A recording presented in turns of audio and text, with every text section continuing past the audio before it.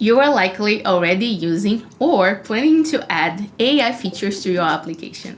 That means that you are stepping into a whole new world of AI-specific security risks that can turn your cutting-edge features into major headaches. So let's break down 3 of the top 10 security risks of LLMs regarding identity. You will understand how this threat works and the problems that they can cause you. But don't worry, I'm not here just to scare you. In this video, you'll also learn how you can protect your app and keep those AI features secure.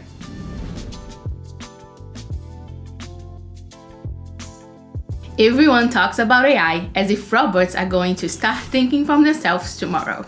And even though artificial intelligence is an area of computer science focused on giving computers the ability to learn, reason, and act similarly to humans, we are not there yet.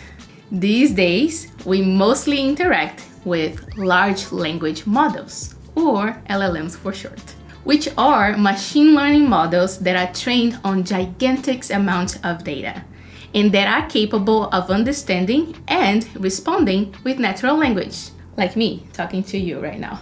But even though it can be fun to talk to a computer, as developers, we need to think on how to build secure applications. With the rapid adoption of LLMs came a whole plethora of new specific risks associated with them. But fret not, because OWASP comes to the rescue. The Open Web Application Security Project, OWASP, is a worldwide organization that aims to provide practical, actionable, and concise security guidance to tech professionals like you and me. And every year, OWASP working groups create and update the list of the top 10 security risks for web applications. This list outlines the most important vulnerabilities in web apps, as well as tips on how to mitigate them. The first version for the top 10 risks for LLMs came out in 2023. And now we have the 2025 version of the list as well. In this video, we are going to discuss the 3 risks that LLMs suffer that are centered on user access control and identity. When we are building our apps, the last thing we want is for some user, or worse, an attacker, to gain access to the information that doesn't belong to them. Let's say you are building an AI-powered application that specializes in a particular domain, such as healthcare.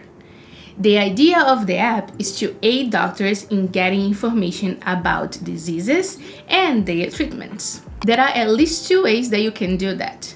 You can train a pre-trained model with new data and in so creating your new model, or you can implement retrieval augmented generation architecture, also known as RAG.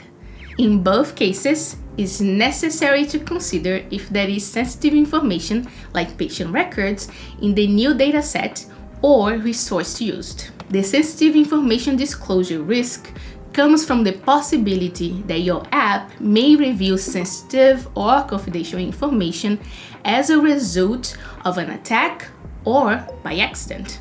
Ways to handle this include deleting or anonymizing the sensitive information before training or letting your LLM access it, or you can carefully manage permissions of who is authorized to access this sensitive data.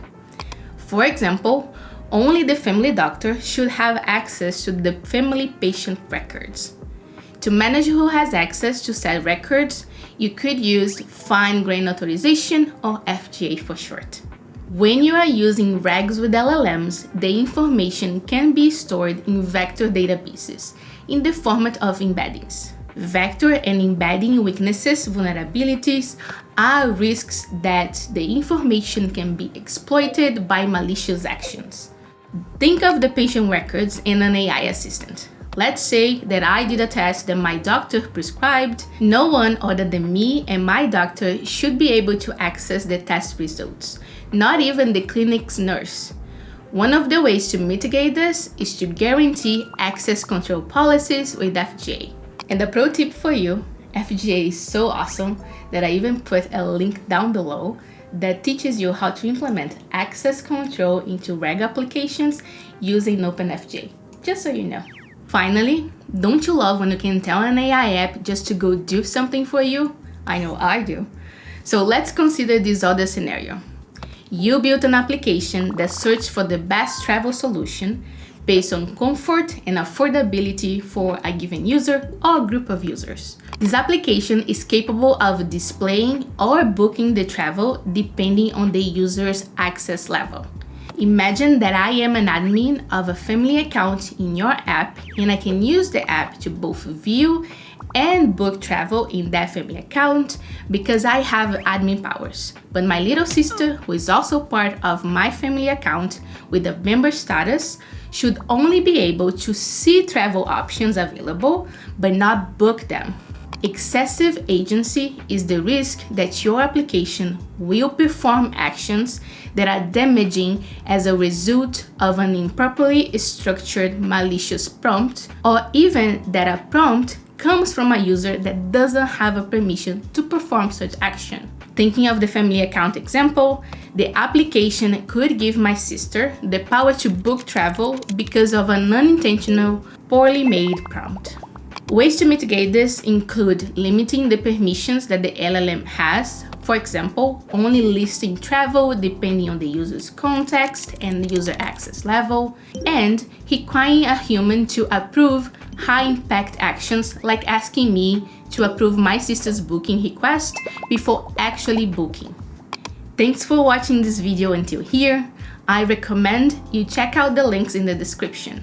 I put some great blog posts and other references to aid you in your journey for protecting your AI-powered applications. As always, if you have any questions or comments, make sure to drop them below. And I'll see you on the next one.